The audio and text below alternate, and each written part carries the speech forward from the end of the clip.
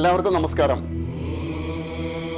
ശ്രീ പാട്ടുപറമ്പ് ഭഗവതി ക്ഷേത്രത്തിൽ നടക്കുന്ന നവചണ്ഡിക വിശ്വരക്ഷാ യാഗത്തിന്റെ പ്രത്യേകത, സമൂഹത്തിന് എന്താണ് ഇതിനൊരു പ്രത്യേകത എന്നുള്ളതാണ് ഇനി നമുക്ക് ചിന്തിക്കാനുള്ളത്.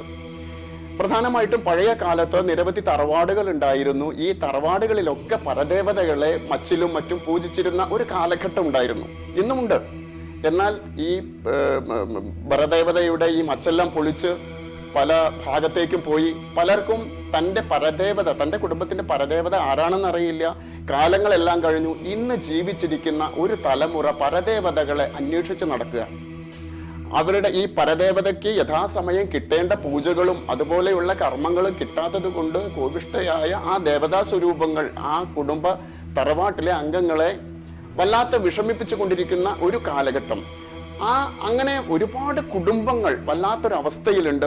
അങ്ങനെ പരദേവത ആരാണെന്ന് തിരിച്ചറിയാതെ, അതുപോലെ തന്നെ അതിൻ്റെ ദോഷഫലങ്ങൾ അനുഭവിക്കുന്ന ആർക്കും തന്നെ ഈ ചണ്ഡികാ ഹോമത്തിൽ വരാനും അവിടെ വഴിപാടുകൾ നടത്തി അതിൽ പ്രായശ്ചിത്തം ചെയ്യാനും സാധിക്കും എന്നുള്ളതാണ് ഈ യാഗത്തിന്റെ ഒരു പ്രത്യേകത. അത് ഇവിടെ മാത്രമല്ല, ഈ കേരളത്തിനകത്തും പുറത്തും ജീവിക്കുന്ന എല്ലാവർക്കും അത് പ്രയോജനമാണ്. അതിന് ബന്ധപ്പെടാനുള്ള ഫോൺ നമ്പറും കാര്യങ്ങളും ഒക്കെ ഇവിടെ നമ്മൾ ടൈറ്റിൽ കാർഡിൽ കാണിക്കുന്നുണ്ട്. അത് എല്ലാവരും ബന്ധപ്പെടണം.